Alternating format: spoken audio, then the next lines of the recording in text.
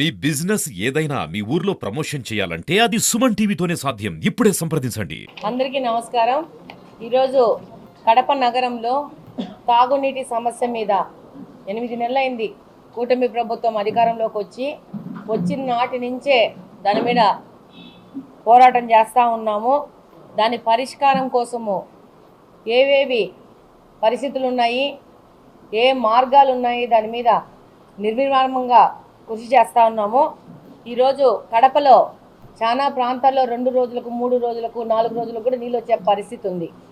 దీని మీద అనేక పర్యాయాలు అధికారులతో కానీ, అలాగనే కలెక్టర్తో కానీ, మున్సిపల్ కార్పొరేషన్ కమిషనర్తో కానీ, అలాగనే తాగునీటి విభాగం వాళ్ళతో కానీ అనేక పర్యాయాలు ఈ సమస్య పరిష్కారం గురించి చర్చించడం జరిగింది.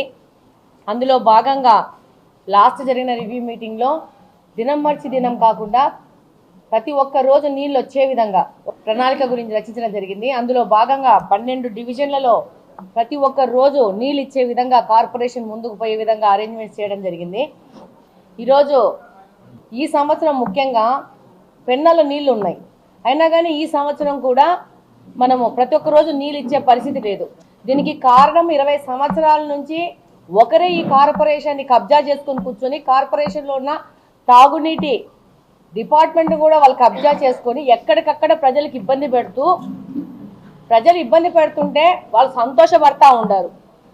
అంతేగాని 20 సంవత్సరాల నుంచి అధికారంలో ఉండి 10 సంవత్సరాల నుంచి ఒకటే వ్యక్తి కార్పొరేషన్ హస్తగతం చేసుకొని ఈ తాగునీటి సమస్యను పరిష్కరించాలని ఒక్క దినము ఒక్క సెకండ్ కూడా ఆలోచించలేదు.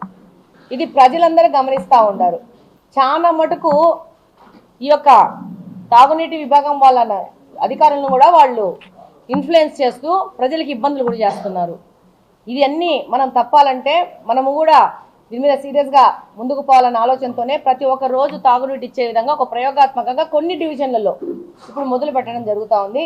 అందులో భాగంగా భాగ్యనగర్, అందులో భాగంగా 12 డివిజన్లలో ఇప్పుడు మనము ప్రతి ఒక్క రోజు నీళ్ళు ఇచ్చే విధంగా ఒక ప్రపోజల్ తయారు చేసుకున్నాము. అందులో భాగంగా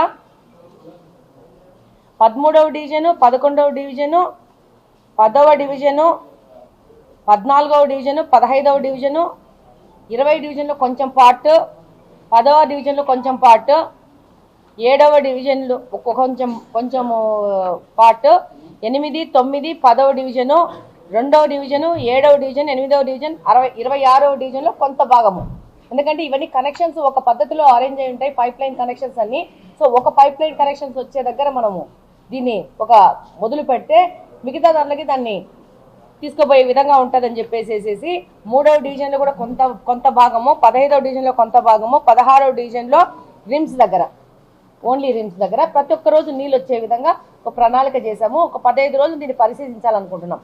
నేను మీ ద్వారా ప్రజలకు విజ్ఞప్తి చేసుకునేది ఏంటంటే, నీళ్లు రావని ఎక్కువ పట్టేసుకొనేసి మరుసటి రోజు నీళ్లు రాగానే ఆ నీళ్లు వంపేయమాకండి.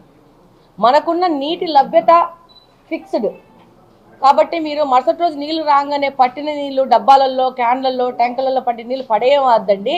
దాంట్లో తక్కువైన దాన్ని నింపుకోండి.